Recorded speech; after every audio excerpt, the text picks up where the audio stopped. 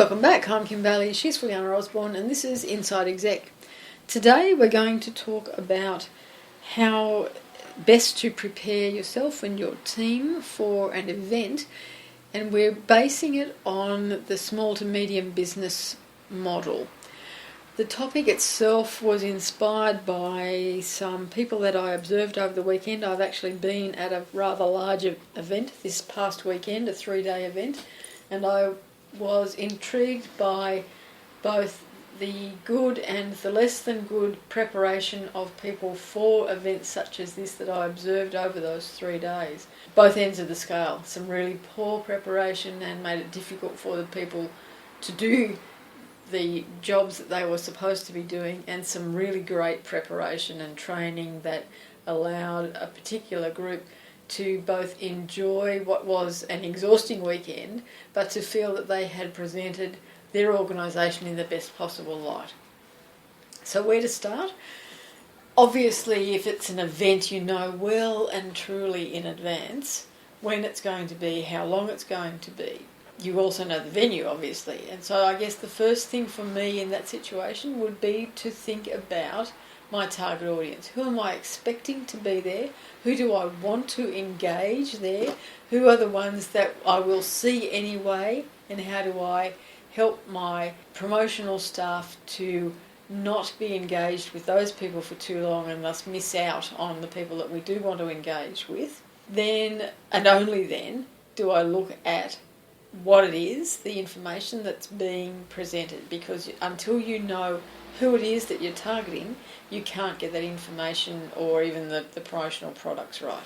Okay, it's very important to also think about who should be representing your organisation.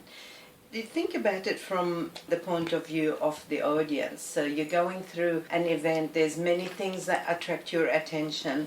If you want to grab my attention, I want to be able to say, is this relevant to me? Are these people engaging me in a very hard and aggressive way, or are they engaging me in a very friendly manner? What about the banner? Is there a banner that's going to attract me in a good way or a bad way? Is it targeted for me, or is it targeted for a completely different group? To me, the first thing is, how does the place look?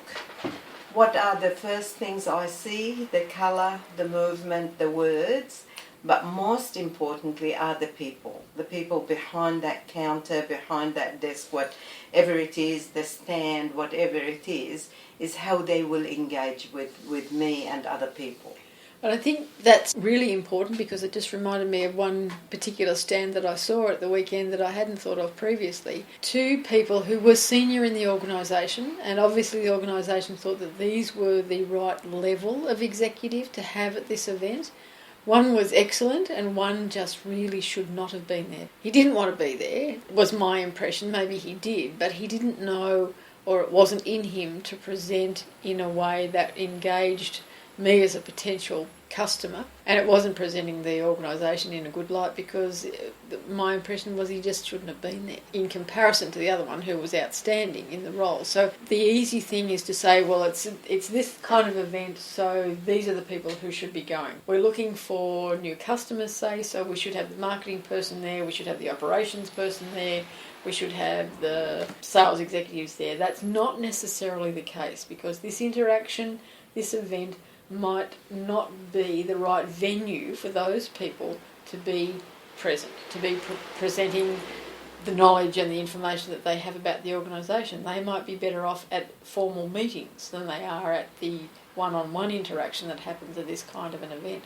So choosing the people for the task, and again for the target market that you're looking at, is vitally important. In terms of the printed promotional material, and particularly the banners, that's an area that I also have some experience with on a day-to-day basis.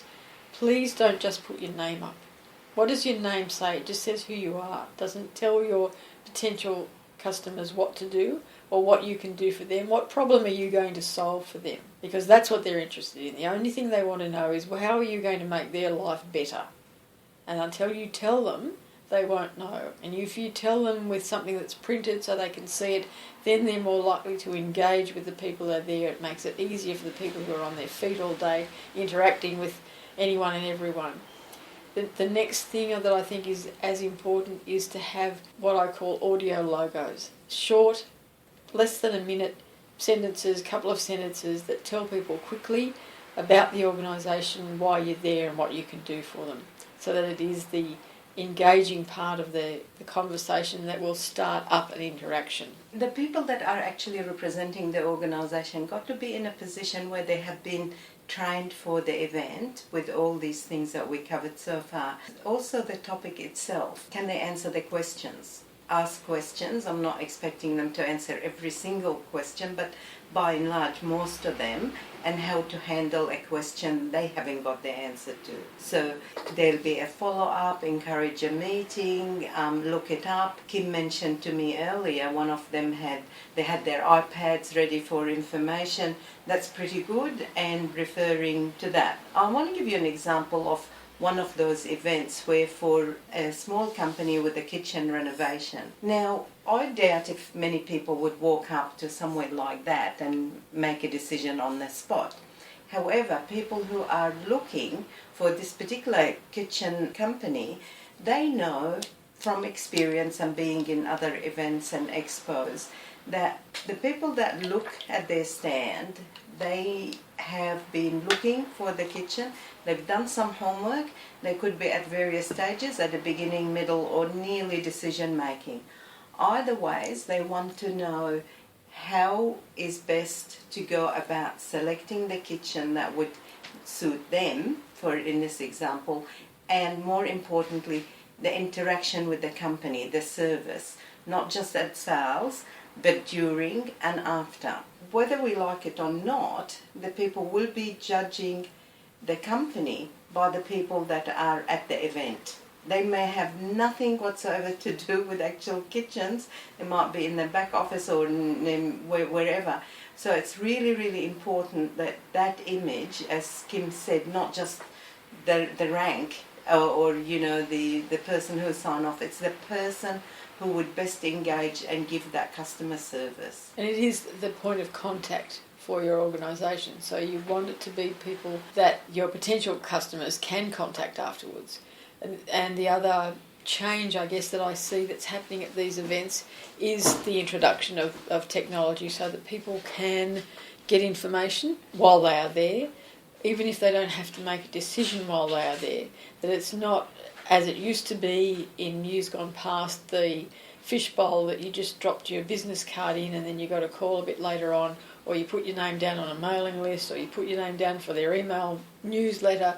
These days, information is far easier, more easily accessible, and should be available if you are trying to inform your clientele before they make a decision to choose your organisation. Keep the door open for people to come back. Just say, look, if you want to go look around and come back, please do. If you've got other questions, things like that, so make it easy for them to come back.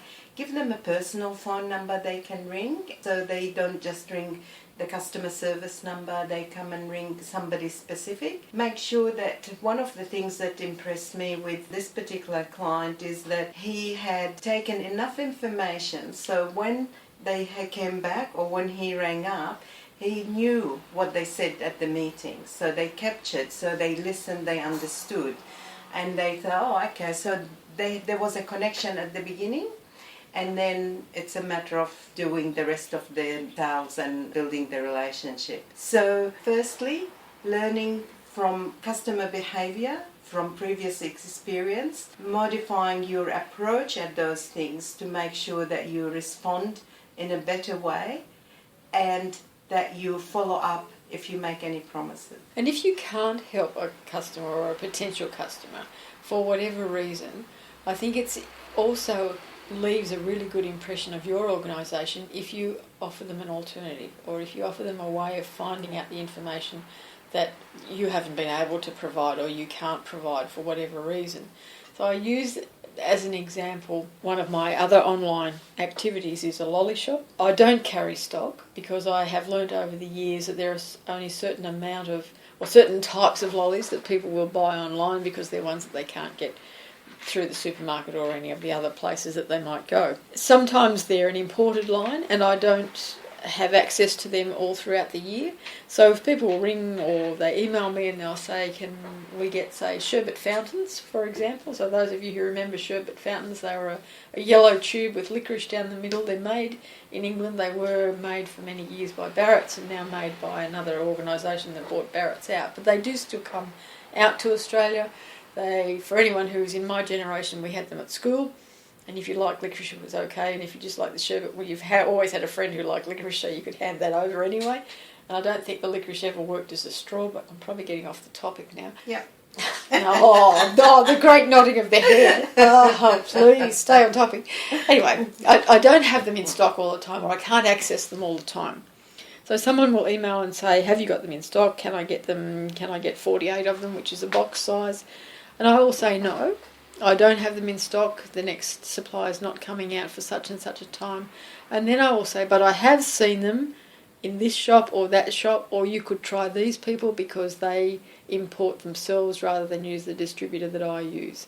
Invariably, that customer, whether they buy them or not, will come back. I don't think I've ever lost a customer to anyone else by suggesting that they go somewhere else when I don't have stock. So keep that in mind as an idea for reassuring potential clients that you are a company with integrity, that you do have your finger on the pulse of what is happening in the industry so that you can always find an answer for their particular issue. What it builds also is reciprocity. You've done something for them without asking for any return, and they will feel obliged to do something for you, so they will come back and buy something or do something with you. All of this is really about your brand. It's not just your name and the name of the company. There's so much competition in any field. How you connect with them, the relationship, the impression they will get about the ability for you to deliver, and that you have the right people to deliver what they're looking for. They will look obviously at price, they will look at how long it takes and all of that, but at the end of the day they want to deal with people they can trust and they rely on. I think the other thing that's hard about these types of events is that you will generally have some sort of promotional product that is a giveaway, and it is hard for any of us to have forked out hard-earned money for something that you're going to give away to people who might potentially give you some return.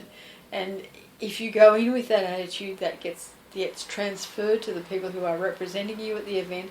And so you either get people at the event who give away your promotional product to everyone without thinking about the repercussions, or they hold them back and they dole them out very carefully. That doesn't give out a particularly good impression either. So you've got to find that the happy medium, give your people the opportunity to know what the promotional material is designed for. So is it designed just to get your name out there? So give it to everyone. If it's designed to be of worth to the potential clients, then they have to have some idea of what the potential client is, and make sure that in handing over the promotional material that there's some recognition of what that person is getting as the promotional material. So I'll use an example here to make it a little bit clearer. One of the groups that I observed over the weekend had a range of promotional material that would suit the very young visitors to the event right up to the seniors like myself at the event. At each of those things that was being given away, they didn't hesitate about giving them away. They made sure that if it was a group of people, that everyone in the group got what they thought was the appropriate bit of promotional material, so people were getting different things. And for my part, what I observed was that there was far more engagement. It gave them an opportunity to talk about what they were doing, what service they were providing, without having to ask for any information, without having to do a hard sell. It meant that there was a number of different ways of engaging a group of people rather than just saying, oh, I've got this brochure or I've got this pen to give away, whatever it was. That in this case they had everything from balloons to waterproof pouches to put your phone in, and they were giving them away at the same sort of level and with the same happy face to everyone, regardless of whether they asked for it or whether they were handing them out. Being a small and medium-sized business, you probably have limited resources as in people, and it's important that you have enough people to cover all the hours of the event. And so your people are always fresh and happy and not tired. And the important thing as well is to the handover between the groups. Even though you prepare and then you collect data at the end and you learn from other experiences, it's important to say, well, when I was on this morning, this is what my observation was. The time of the day will attract different people. So you need to pass that knowledge on to the other people that are taking over. And in a way to sort of say, okay, what happened? What objection handling maybe come up and how did we handle it? Even if it's a 5-minute discussion, it'll be valuable to pass on that information and talk about the topic itself. The same question coming up all the time. What patterns are you seeing from the people passing by and the people? How many people are stopping and not stopping? Not exact numbers, but by and large, other than actual data, is people's behaviour. To pass that on, and actual questions that maybe you knew the answer or you didn't know the answer, so that the next person is prepared and ready. I think it's also important to recognise that if you're a large enough organisation to have more than one location and to do more than one event, that you recognise and value the difference in the events, but have that information available to everyone who is working at the different events. So you might have one group that work at one geographic location and one group that work at another, and yes, those places might be different and they'll have different clientele and different needs and different objections, but there's no harm in sharing the information because their value is both in the differences and in the similarities, and it might then lead to you providing different services at different locations because of the needs that are coming back through these events. The other thing is now the follow-up. As I said, the event is completed. Was it a success? How do you measure the success? What would you do differently next time before the next event? And who is going to follow up with the inquiries that you received? Whether some of them would have wanted follow-up, and that means that it got to be done sooner. The others need to be followed up to show that you are interested in them as customers or potential customers. That follow-up probably needs to be the same people or the people who had the interaction at the event. And if that's not possible, then there has to be some introduction of the person to say, so-and-so has passed on your details to me because they felt that I might be able to help you better. Don't say it because they can't ring you or because it's not their job to be in touch with you, it's my job. It's the service that you're offering, so make sure that the focus of that conversation, whether it's email or talking, is about you being able to better provide the answers that the client or potential client was looking for when they were at the event. And that way they feel like they're still the important part of the equation and you're getting back to them because you are trying to provide them with the answers that they were looking for. People want to see from the staff at the event that it's a good place to work in, so they want happy, satisfied staff coming across to know that their experience when they're dealing with you as a customer is also going to be the same. The topic that we touched on briefly about making people look as though they're not tired can be difficult when you're very limited with the staffing that you've got to take to these events. And it is tiring. It's very exciting in the initial hour or 2 hours, but when you've been there for 8, 10, 12 hours and 3 days in a row, 4, 5, 6 days in a row, the people start to blur and you start to feel like you've said this thing 100 times and you don't know who you're talking to or whether you've said it before or whether you've said everything before. That all of that comes back to the preparation so that your staff know what they've got to say, that you have very short shifts, and more time for breaks and more time to give people a chance to recharge their batteries. Also important, I think, to give these people that are there a chance to walk around the event, to have a look at what other people are doing, to get an idea of how other people are presenting themselves, because sometimes that can be a motivator as well. They walk around with their customer eyes in instead of their they're promotionalising and look at some of the other organisations that are represented there, and they see things that they don't want to be doing. They'll remember when they start, their spirit starts to flag and they start to feel a bit tired or a bit bored, or there's no one talking to them. They won't sit there and talk to one another because they saw that at another stand and they saw how awful that looked when they walked past, so they won't do it. So it works in a number of ways. I think that we've probably covered that topic as much as we need to on this occasion. The summary, I think, is that you need to do your preparation well in advance. You've got to think and identify your potential audience that you want from this event. You've got to prepare your people beforehand, give them the tools both verbally and physically to be able to carry through the event with success, and then do your review afterwards and learn from the activity so that the money and time that you have invested into this event pays you back by giving you some strategic planning items to move forward. She's silent. She's got nothing else to say. That was a good summary. Quick, let's finish now. All right, she got the word in. All right. I'm Kim Bailey. She's Fulyana Osborne, and this is Inside Exec.